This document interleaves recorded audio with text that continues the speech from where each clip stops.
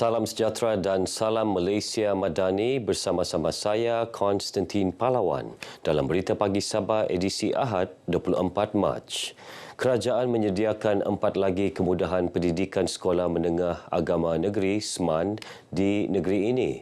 Menurut Menteri Sains, Teknologi dan Inovasi, Datuk Dr. Muhammad Arifin Muhammad Arif berkata, ia melibatkan peruntukan keseluruhan berjumlah 14 juta ringgit. Datuk Arifin berkata dua daripadanya masing-masing satu di Suk Keningau dan Karanaan Ranau sedang dalam pembinaan, manakala dua lagi masing-masing di Tebobon Manggatal dan Telupit sedang dalam perancangan. Kerajaan negeri sentiasa berjuang untuk memastikan anak-anak kita mendapat kemudahan dan sebab itulah dalam SMG kita melalui kelulusan yang telah diluluskan oleh Yang Amat Berhormat Ketua Menteri kita Datuk Seri Panglima Haji Haji Nur, banyak peruntukan disediakan untuk inisiatif pendidikan. Datuk Arifin yang juga Exco Pendidikan dan Hal Ehwal Agama Islam Sabah ditemui pemberita RTM di Tambunan. SMAND Tambunan dibina dengan kos berjumlah 7 juta ringgit, dilengkapi dengan asrama lelaki dan perempuan, dewan terbuka, 8 buah kelas, padang dan pusat sumber. Terima kasih dengan pihak kerajaan kerana dapat membina sekolah inilah. Saya pun bersyukur, anak saya pun sekolah di sini. Saya harap anak-anak lebih selesalah dengan sekolah yang baru ni.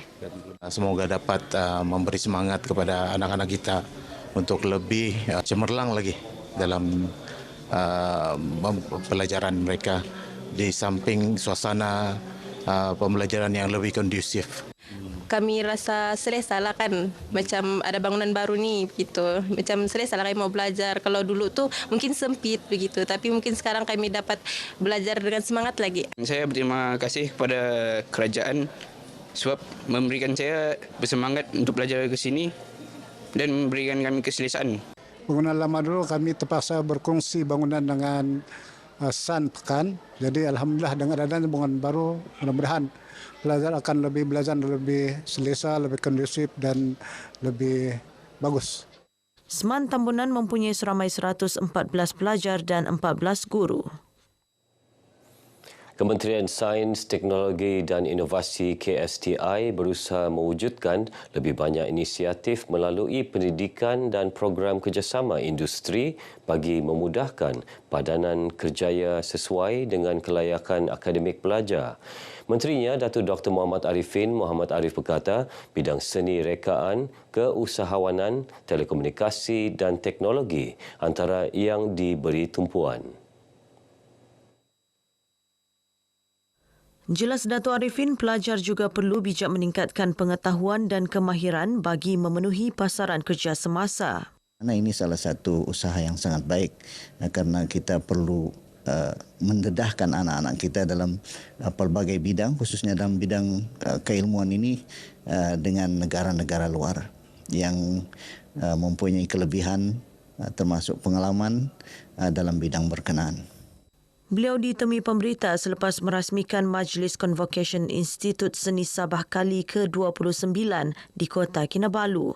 Seramai 32 graduan menerima diploma masing-masing dalam bidang reka bentuk fashion, reka bentuk grafik, reka bentuk dalaman, seni bena dan pengajian muzik. Dalam perkembangan lain, Datuk Arifin memaklumkan laporan pekerjaan masa hadapan 2023 yang diterbitkan Forum Ekonomi Dunia melaporkan dalam tempoh 5 tahun akan datang, kira-kira 41% daripada tenaga kerja perlu dilatih semula.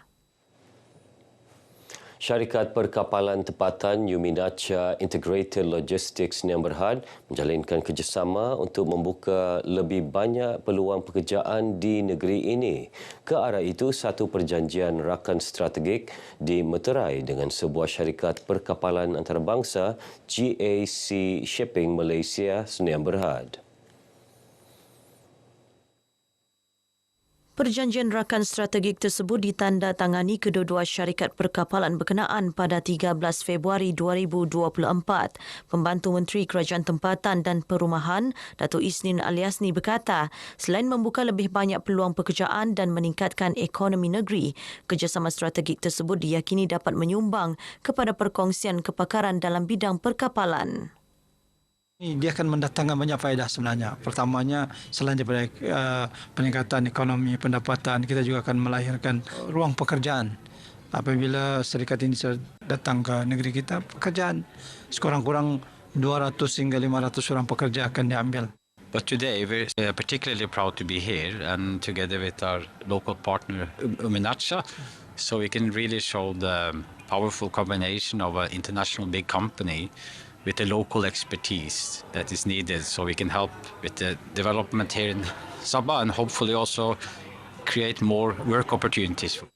Mereka berkata demikian ketika ditemui RTM dalam majlis berbuka puasa anjuran GAC Shipping Malaysia Sendirian Berhad dan Uminacha Sendirian Berhad di Kota Kinabalu. Seramai 35 orang anak yatim dan pihak pengurusan rumah anak yatim As-Sakinah Papar menerima sumbangan duit raya.